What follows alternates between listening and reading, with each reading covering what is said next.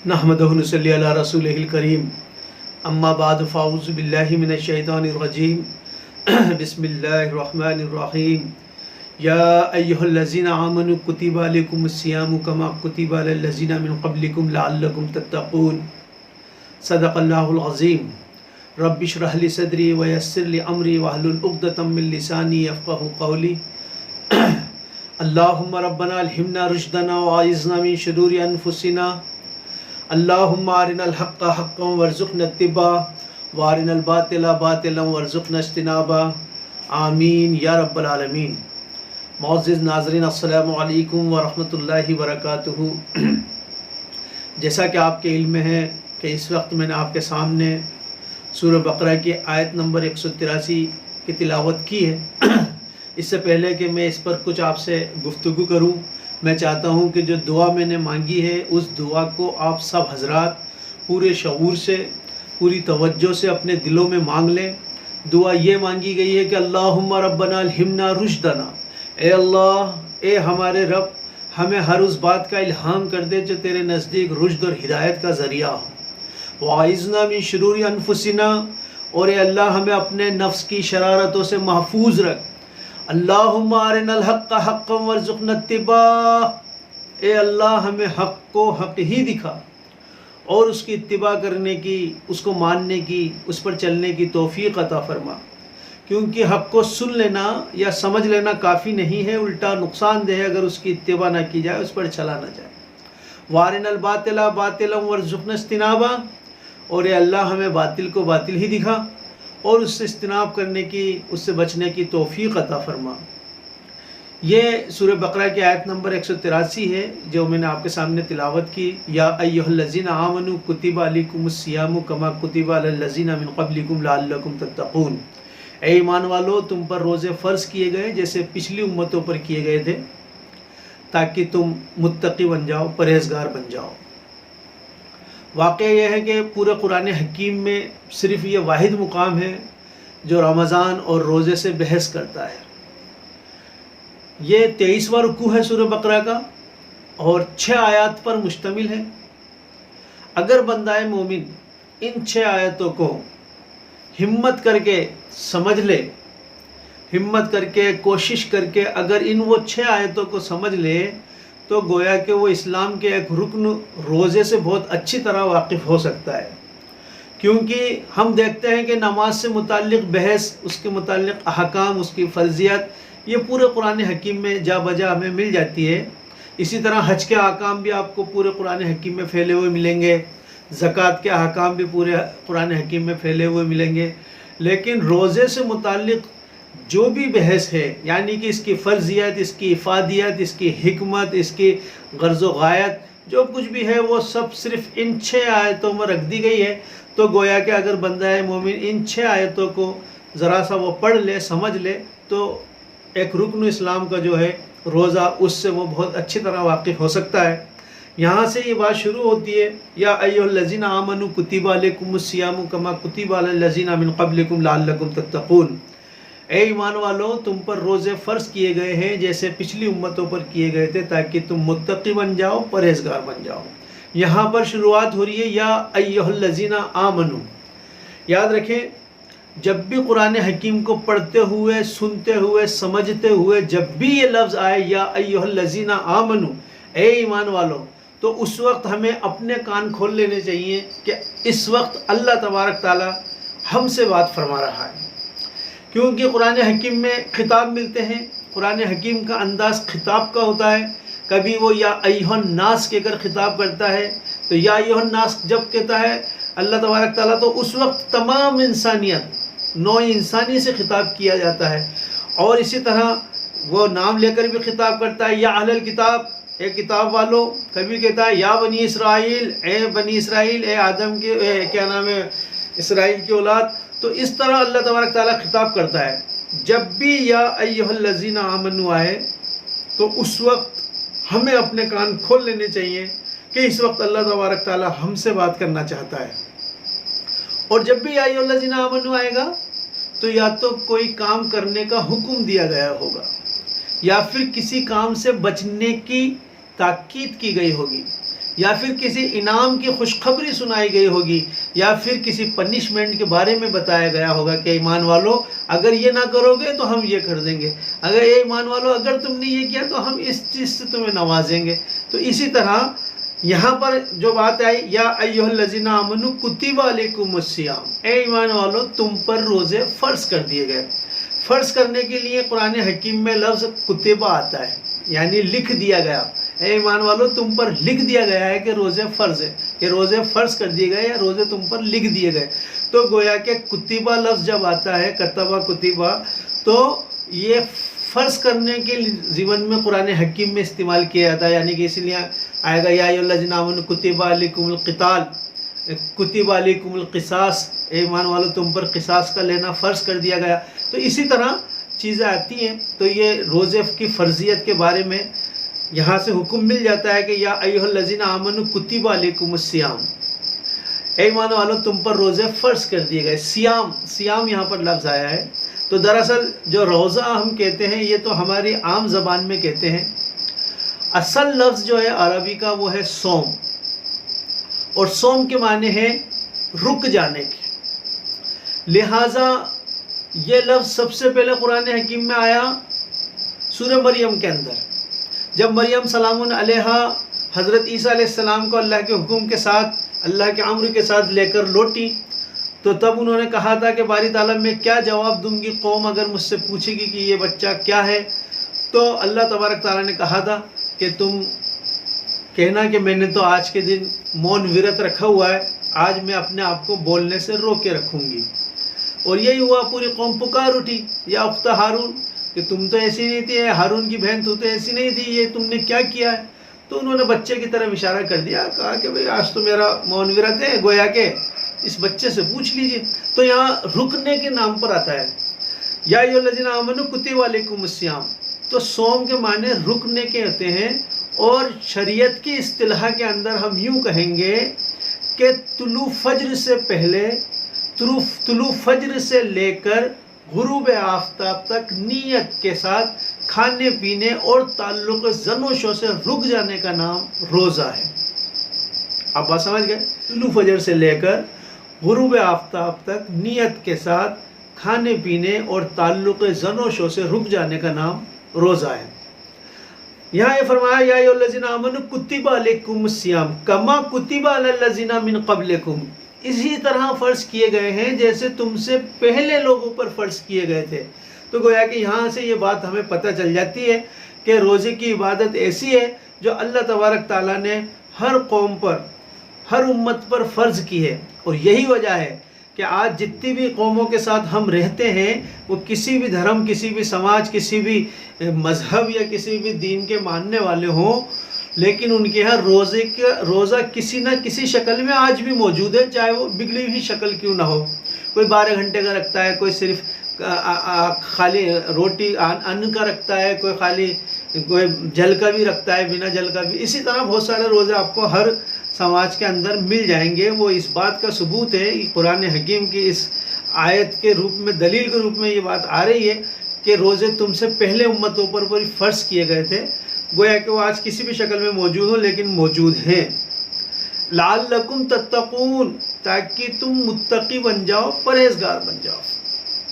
دیکھیے واقعہ یہ ہے کہ رمضان کے اندر روزے فرض کیے گئے، اور اس پر میں آگے بحث کروں گا کہ رمضان کے اندر ہی روزے کیوں فرض کیے گئے، کسی اور مہینے میں بھی رکھوائے جا سکتے تھے، چونکہ اس کا حاصل تقویٰ ہے۔ لعلکم تتقون، تم سے پہلی امتوں پر بھی ہم نے رکھے تاکہ تم متقی بن جاؤ۔ تو یہ تقویٰ تو ہمیں اگر ماہ ربیع الاول میں روزے فرض کرائے جاتے، یا شوال میں کرائے جاتے، یا ذی قعدہ یا ذی الحجہ میں، یا کوئی دوسرے مہینے کے اندر شعبان میں کرائے جاتے، تو بھی ہمیں تقویٰ مل جاتا، لیکن روزے کی عبادت کو فرض کیا گیا رمضان میں۔ اور ایک بات اور یہاں سمجھ لیں پروناؤنسیشن کے حوالے سے، کہ ہم رمضان کرتے ہیں، تو یہ رمضان جو ہے صحیح پروناؤنسیشن نہیں ہے، صحیح پروناؤنسیشن ہے رمضان۔ ہمیں رمضان کہنا چاہیے، عربی میں ٹھیک لفظ جو ہے وہ رمضان ہے۔ تو اللہ تبارک تعالیٰ نے روزے رمضان میں کیوں فرض کیے، اس کے بارے میں گفتگو کروں گا آیت نمبر 185 کے ضمن میں کہ جب ہم اس مقام پر پہنچیں گے تب ہم اس پر بات کریں گے، جو آیت شہر رمضان الذی انزل فیہ القرآن، اس پر ہم بات کریں گے۔ یہاں پر یہ بتایا گیا ہے کہ روزے کا جو حاصل ہے وہ تقوی ہے۔ اب تقوی کسے کہتے ہیں، کیا معنی ہے تقوی کے؟ دیکھیے اللہ تبارک تعالیٰ نے روزے ہم پر فرض کیے تاکہ ہم میں تقوی پیدا ہو جائے، اور واقعہ یہ ہے کہ سال ہا سال ہو گئے ہمیں روزے رکھتے ہوئے، کیا تقوی پیدا ہوا؟ تقوی تو پیدا نہیں ہوا۔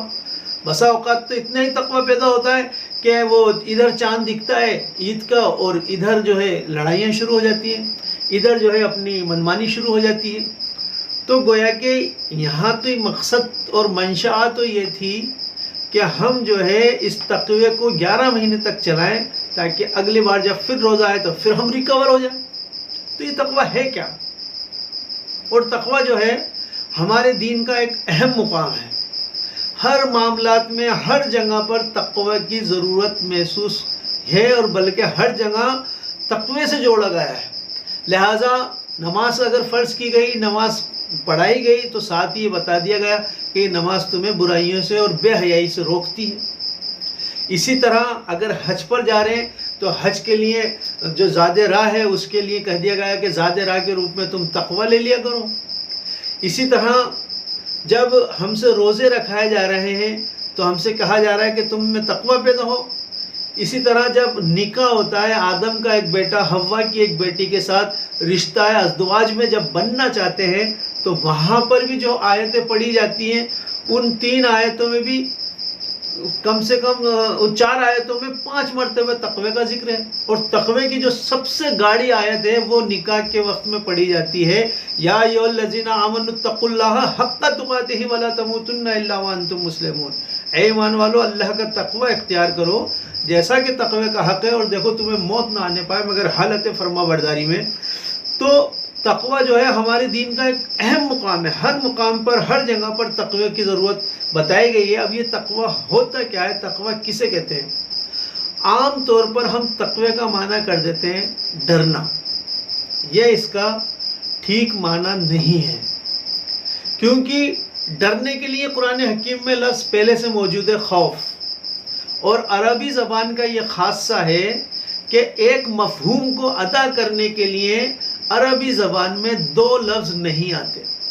یہ زبان کی کمزوری سمجھی جاتی ہے کہ یہ لفظ صحیح نہیں بیٹھ رہا ہے تو اس لفظ کو بٹھا لیجئے، اگر یہ لفظ صحیح نہیں لگ رہا ہے تو تیسرا کوئی لفظ رکھ دیجئے۔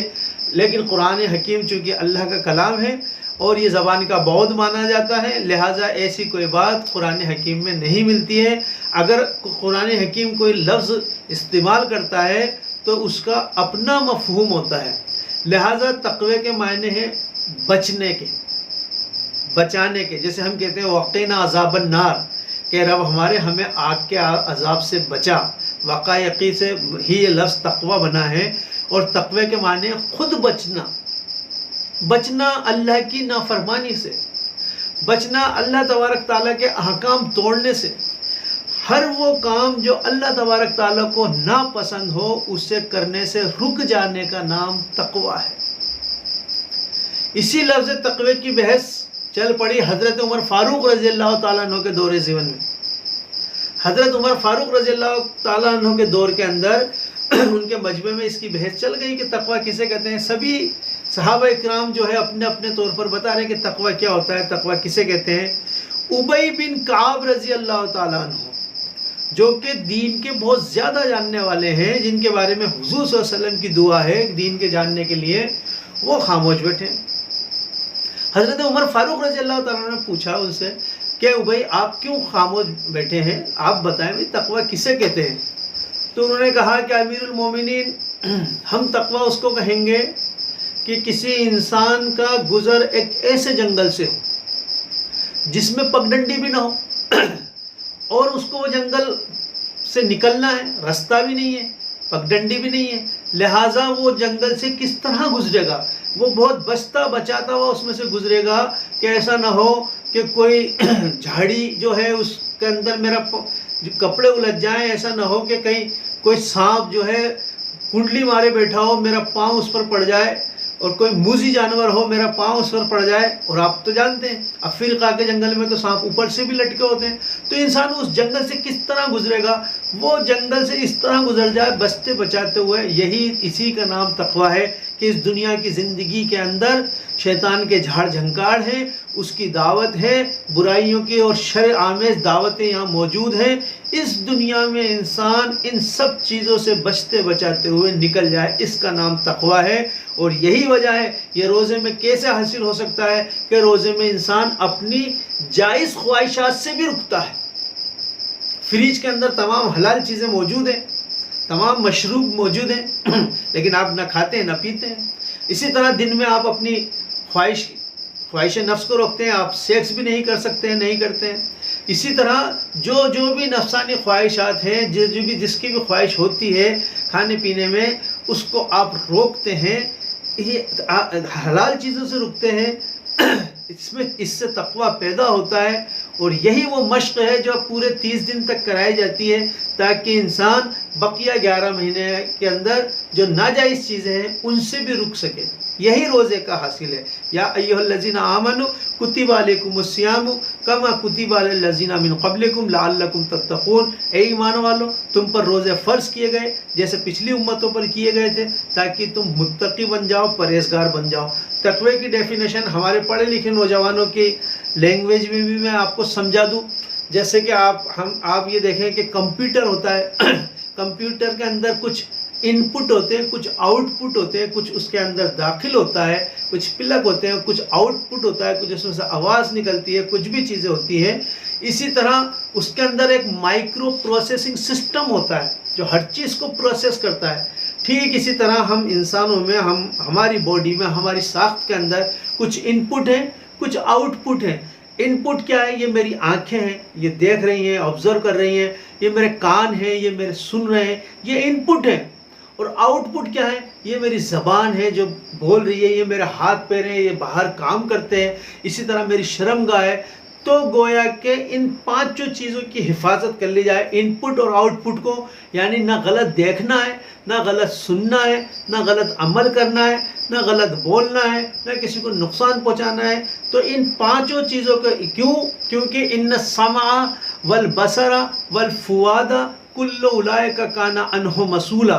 یقیناً تمہاری سماعت اور تمہاری بصارت اور تمہارے دل سے ضرور سوال ہو کر رہے گا. اور یہ دل جو ہے یہ ہمارا مائکرو پروسیسنگ سسٹم ہے. اس کے اندر شیطان کے وسوسے آتے ہیں، اس کو پروسیس کرتا ہے، پھر وہاں سے دماغ کو آرڈر دیتا ہے، دماغ ہاتھ پیروں کو آرڈر ملتا ہے کہ یہ کام کر گزرو. انسان کر گزرتا ہے. تو ان 5 چیزوں کا نام یعنی سماعت، بصارت اور یہ فؤاد، اور گویا کہ ان کو ہاتھ پیروں کو کنٹرول میں کرنے کا نام تقویٰ ہے. ان سے کوئی ناجائز کام نہ ہو. اسی لیے حضور صلی اللہ علیہ وسلم کہہ رہے ہیں کہ میں اس شخص کو جنت کی ضمانت دیتا ہوں کہ جو اپنی زبان اور اپنی شرمگاہ کی حفاظت کرنے والا ہے. دیکھیے نوجوانوں، یہ رمضان کا مہینہ چل رہا ہے. یہ رمضان کے مہینے سے ہم اس وقت لاک ڈاؤن میں بھی ہیں. امید یہ ہے کہ ہم کم باہر نکلیں گے، یعنی کہ ہم کوئی ضرورت کا سامان لینے ہی جا رہے ہیں، اور اکثر بیشتر تو ضرورت کا سامان گھر پر ہی مل رہا ہے، گھر ہی پہنچ رہا ہے. لہٰذا اس وقت تقوی کی بہت اچھی مشق ہو سکتی ہے، اور اس وقت جو روزے کا حاصل ہے وہ ہمیں مل سکتا ہے. تو ہم اس پر غور کریں، فکر کریں. اللہ رب العزت نے چاہا تو بقیہ آیتوں پہ پھر میں آپ سے گفتگو کروں گا. تب تک کے لیے آپ مجھے اجازت دیں. میں آپ کا بھائی سید اصغر علی ٹوکی، وآخر دعوانا ان الحمدللہ رب العالمین. السلام علیکم ورحمۃ اللہ وبرکاتہ.